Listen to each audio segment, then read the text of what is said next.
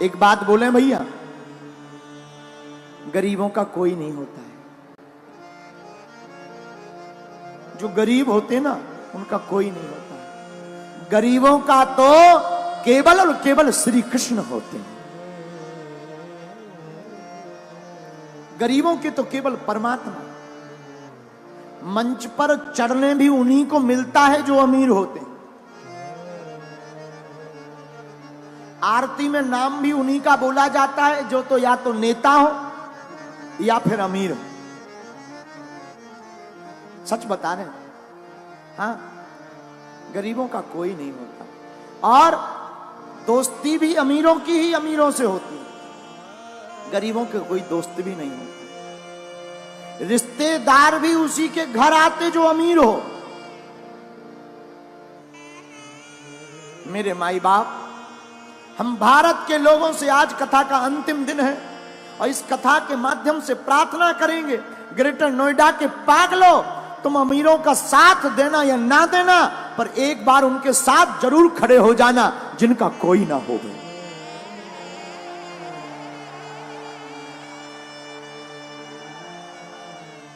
जब गरीबों की बेटी की शादी होती है ना, तो बाप जानता है भूख क्या होती है। त्योहार आते हैं, अमीरों के घर पर तो तरह तरह के पकवान बनते हैं। गरीबों के घर पर कभी जाकर देखना, जो बेचारे पूरी बनाने के लिए भी तरसते हैं। गरीबी बहुत बुरी बात है। भगवान गरीब किसी को ना बनाए। दूसरी बात बोले, इस संसार में लोग कर्जा भी उसी को देते हैं जो अमीर होता है। गरीबों को कर्ज भी नहीं मिलता। क्यों? क्योंकि ये चुकाएगा कहां से। लेकिन सच बात यह है, भारत के लोगों, तुमने जरूर बुरे दिन देखे हो, बुरे दिन देख रहे हो। तुम्हारा कोई ना हो, सब तुम्हारी अवहेलना कर रहे हो, तुम्हें हर जगह से दुत्कारा जा रहा हो, कोई तुम्हारा साथ ना दे रहा हो, तब भी तुम घबराना मत। एक काम करना, तुम अपने परमात्मा पर भरोसा मत छोड़ना। वो परमात्मा एक दिन तुम्हारे चेहरे पर मुस्कुराहट लाएगा।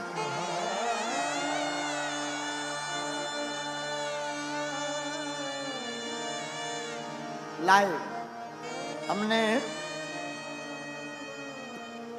अपनी जिंदगी में बहुत सहा है,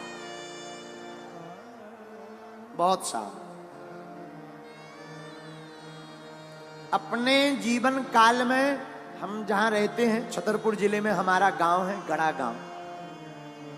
गड़ा गांव छोटा सा गांव है, अब तो ठीक है, छोटा सा गांव। पिताजी तो हमारे कुछ करते नहीं थे। हमारे जीवन का एक बाकिया है जो हमें बार बार याद आता है। हमको रही होगी हमारी अवस्था 8-9 साल की। हमने अपनी माताजी से कहा, माताजी स्थिति तो बड़ी बेकार है। भिक्षा मांग करके हम गांव में जाते थे, भिक्षा मांग कर लाते थे, उसी से भोजन बनता था। कई बार तो चावल की रोटी खाकर दिन गुजारे। हम अपनी सत्य घटना बता रहे। एक कपड़ा पहन करके हमने सवा महीना निकाला। हमने माताजी से कहा, मां, हमारे मन में इच्छा है कि हम वृंदावन में भागवत पढ़ने जाएं।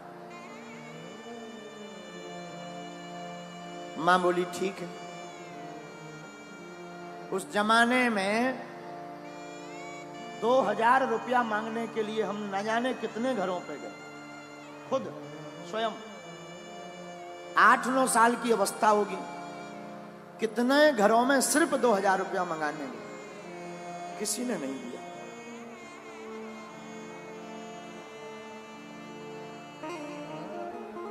आज भी वो दिन याद आ जाते हैं।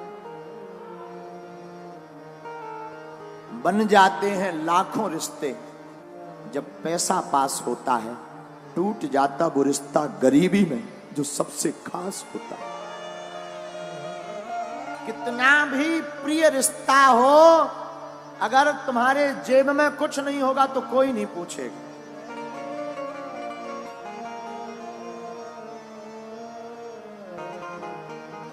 लोग तभी पूछते हैं जब तुम्हारे पास कुछ हो गए।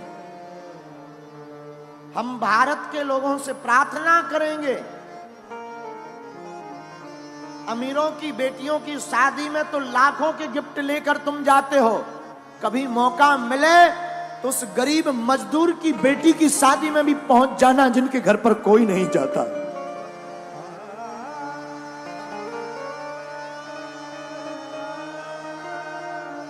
हमने अपने जीवन की भूख से शिक्षा ली, इसलिए बागेश्वर धाम पर 4 साल से निःशुल्क अन्नपूर्णा भंडारा चलाया। लोग हमारे पास आए, बोले भीड़ बहुत आती है, दान बहुत आता है। हमने कहा इस दान का प्रयोग हम अपनी जिंदगी में नहीं करेंगे। इस दान से जो हमने अपनी बहन के लिए विवाह में दिक्कतें सही हैं, भारत का कोई भाई वो दिक्कत ना सहे। हर साल अब हम गरीब बेटियों का विवाह करवाएंगे।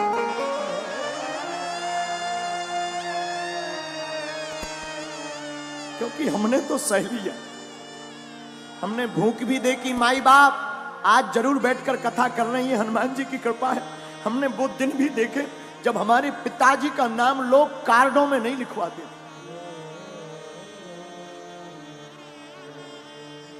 कार्ड में इसलिए नहीं लिखवाते थे कि आएंगे तो फटे कपड़े पहन करके आएंगे।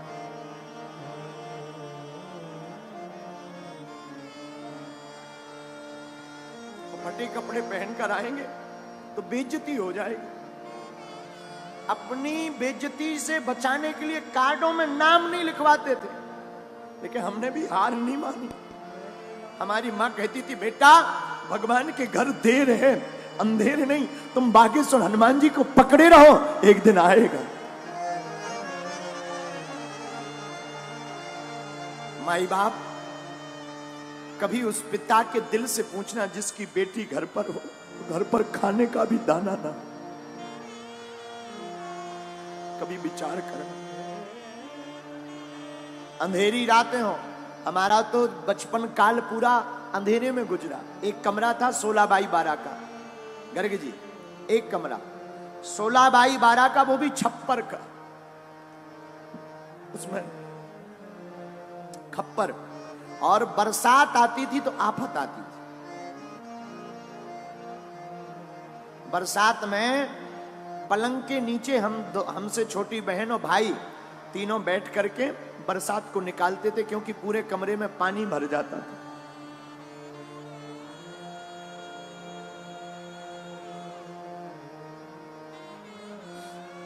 माई बाप भगवान गरीबी किसी को ना दे, गरीबी बहुत बुरी है। इससे बड़ा अभिशाप कुछ नहीं है। कोई नहीं पूछता, न मंचों पर आने देते, न आगे होने देते, दुत्कारते अलग से हैं, रिश्तेदार पूछते नहीं हैं। इसलिए माई बाप ईश्वर गरीबी किसी को ना दे। पर हम तुमसे प्रार्थना करेंगे कि तुम्हारे गांव में परिवार में ऐसा कोई हो तो हमारी प्रार्थना है किसी का तुम साथ देना या मत देना। इस बार हमने प्रण लिया 8 मार्च 2024 को जो बेटियों का विवाह होगा, ऐसी बेटियां जिनके माँ बाप है नहीं, एकदम पिछड़ी हुई, उन बेटियों को एक एक मोटरसाइकिल देंगे। साधु हम तुमसे भारत में दान लेने नहीं आए हैं, हम धन कमाने नहीं आए।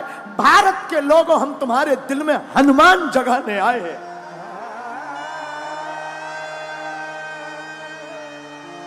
हमारा सिद्धांत सिर्फ हनुमान का है। हमारा सिद्धांत सिर्फ इतना है कि सनातन धर्म धर्म धंधा नहीं है।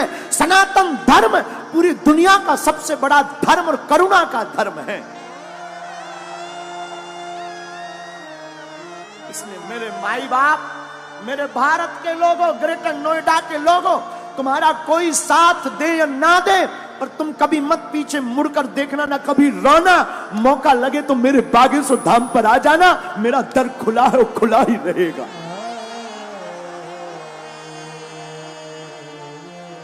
कभी मत पीछे मुड़ना, चिंता मत करना। तुम जो बीत गया सो बीत गया। हमने भी सहा, बहुत सहा, अभी तक सहा।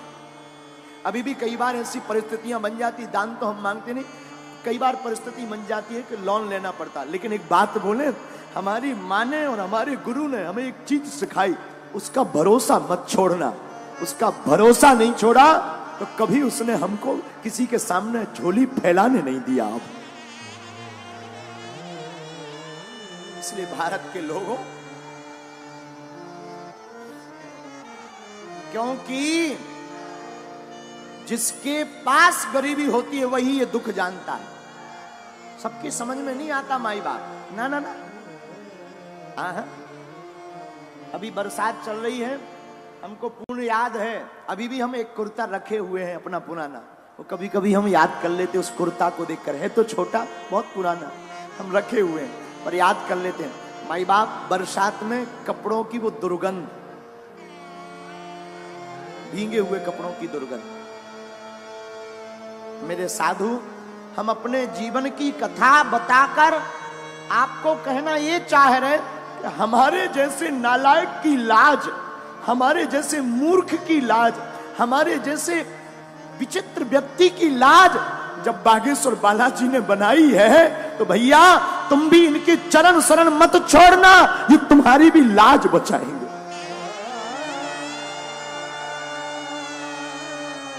हम ना तो पढ़े लिखे हैं, ये जो आप टीवी पर देख रहे हैं ना, ये हमारा पुराना घर है जिसमें हमने अपनी जिंदगी की शुरुआत की, जिसमें हमने अपने जिंदगी को जिया। ये घर ना आज भी कई बातों को संजो करके रखे हुए।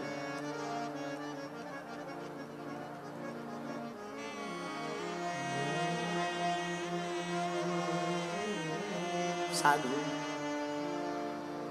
गरीब का सिर्फ और सिर्फ परमात्मा होता है, केवल राम जी होता है, कोई नहीं पूछता।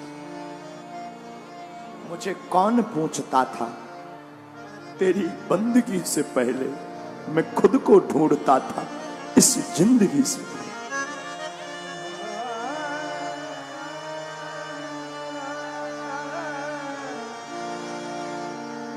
इस भारत में गरीब सिर्फ ताली बजाने के काम आता है, नेताओं की रैलियों में भीड़ बढ़ाने के काम आता है, या मंच के सबसे लास्ट में ताली बजाने। हमारा तो बस नहीं चलता, हमारी तो मजबूरी है, हमारी तो सबसे बड़ी मजबूरी है कि अगर हम इन लोगों को साथ नहीं देंगे, इन लोगों को मंच पर नहीं चढ़ाएंगे तो कौन टेंट लगाएगा, कौन व्यवस्था बनवाएगा। वरना हमारी दिली इच्छा तो यह है कि सबसे लास्ट में जो बैठा है वो मंच पर आने का अधिकारी है। लेकिन करें क्या, हमारी मजबूरी है, हमारे हाथ बंधे हैं, इतनी व्यवस्था है नहीं, इतना धन है नहीं। लेकिन फिर भी जब कभी हमारे पास व्यवस्था हो जाती ना, तब हमने एक प्रण लिया, हम जंगल में जाकर आदिवासियों वनवासियों के बीच में जाकर अपनी तरफ से, धाम की तरफ से खर्च करके टेंट लगाकर उनको यजमान बनाकर कथा करवाते हैं। फिर वो मंच पर आते हैं, वो मंच पर आरती करते हैं और बड़े बड़े नेता नीचे बैठकर उनके लिए ताली बजाते हैं। तो हमें बड़ा मजा आता है। क्यों? बुरा मत मानना, हम किसी की बुराई नहीं कर रहे, हम आपको आईना दिखा रहे हैं जो गुरु का दायित्व है, जो साधु का दायित्व है, हम वो तुम्हें सिर्फ बता रहे। क्षमा करना, तुम इतने बड़े मत बनना कि कोई तुम्हें पा ना सके, इतना बड़ा बनना कि कोई गरीब तुम्हारे बगल में खड़ा हो जाए तो वो भी बड़ा हो जाए। और हम तो अपने बालाजी से यही प्रार्थना करते, जो हमने भोगा है, जो हमने दुख पाया है, बालाजी करे कोई ना पाए, कोई ना पाए। और जितने लोग आज यहां बैठे हैं, हनुमान जी करें कि जाओ तुम्हारी झोली ऐसी ही भरती रहे, तुम्हारे काले दिन बुरे दिन आज से ही दूर हो जाएं, तुम्हारी जिंदगी में आज से ही खुशियां भर जाएं। जिन जिन ने कथा सुनी, जाओ तुम पर हमारे हनुमान जी की, सन्यासी बाबा की जैसी उन्होंने हमारी लाज राखी, तुम्हारी भी वो राखें।